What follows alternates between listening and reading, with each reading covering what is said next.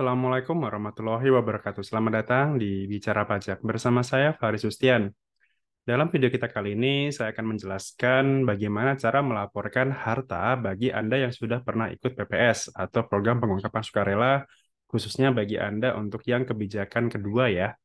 Nah, seperti apa pengisian di SPT tahunannya? Silakan disimak penjelasannya berikut ini.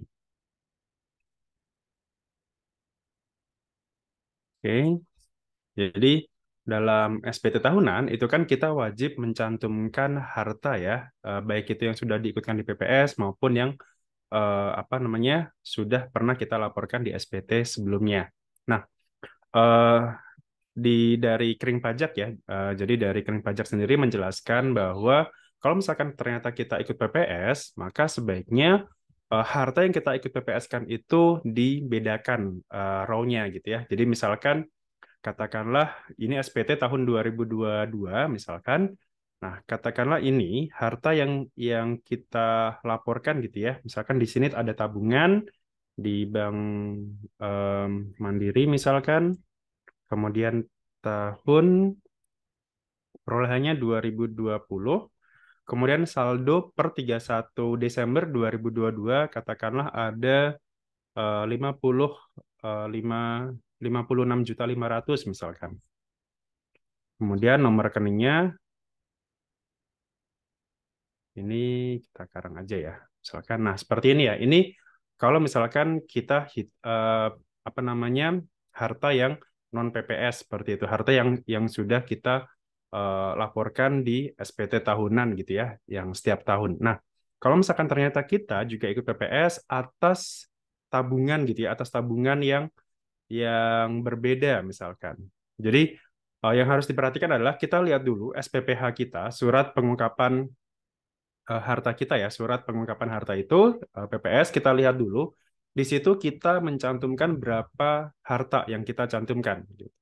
Apa namanya? Misalkan di SPPH, misalkan ada 3 harta gitu ya. Katakanlah ada deposito, kemudian tabungan, kemudian ada kendaraan misalkan. Nah itu kita cantumkan sama persis nilainya ya, nilainya sama persis di SPPH kita gitu. Jadi misalkan di sini kita tadi tabungan misalkan.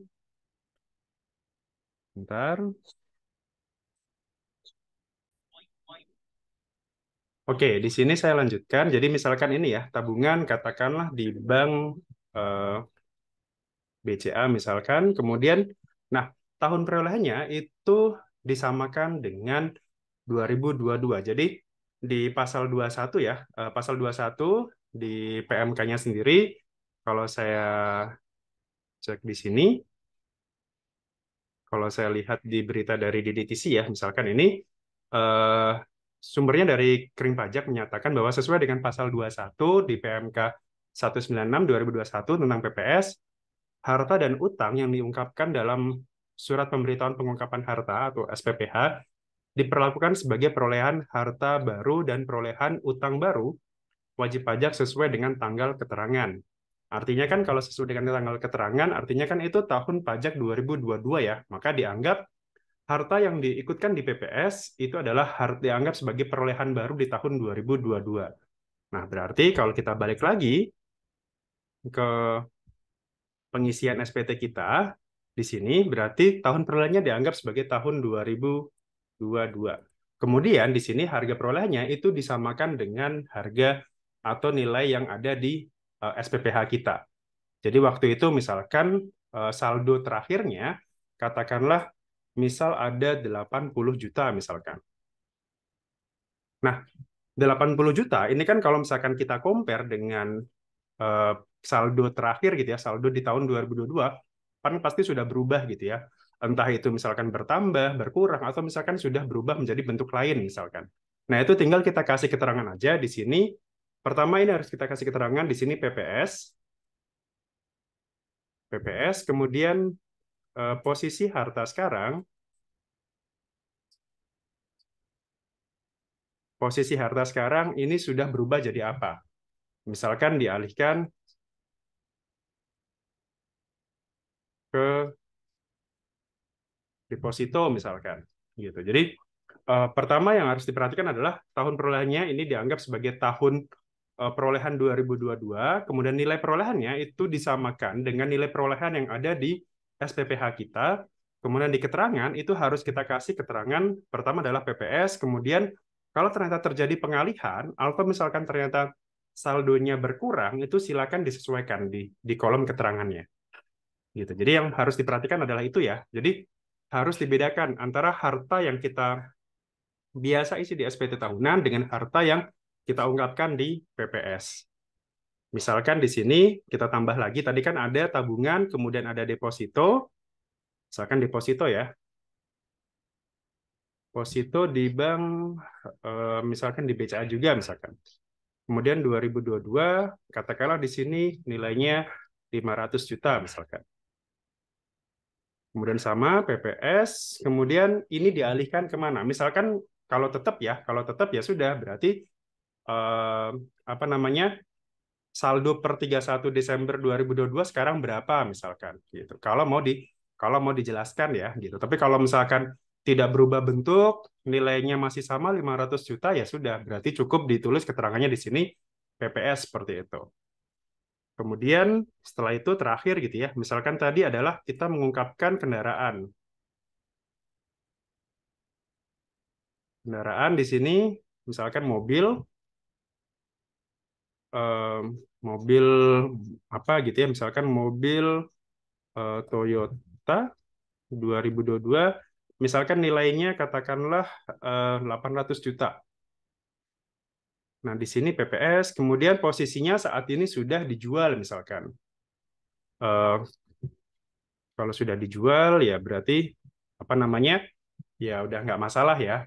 Seperti itu. Jadi atau kalau misalkan sudah berubah bentuk lain, misalkan 800-nya ini kan sudah otomatis berubah ya bentuknya gitu. Nah, 800 juta ini jadi apa sekarang gitu. Misalkan jadinya bentuk tabungan misalkan. Ini eh,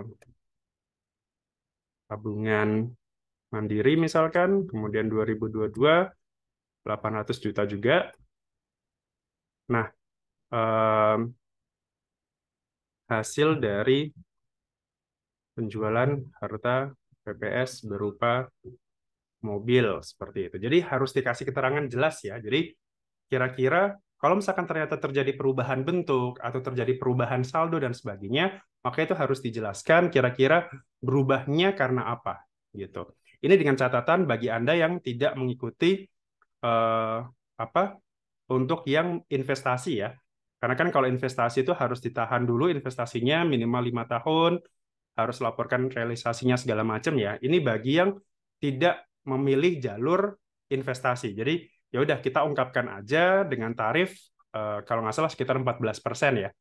Kan kalau investasi itu 12% gitu. Jadi kalau kita ungkapkan saja tidak perlu diinvestasikan kembali, itu tarifnya kan 14%. Jadi bagi Anda di sini yang memilih untuk menggunakan kebijakan dua tarif yang 14%.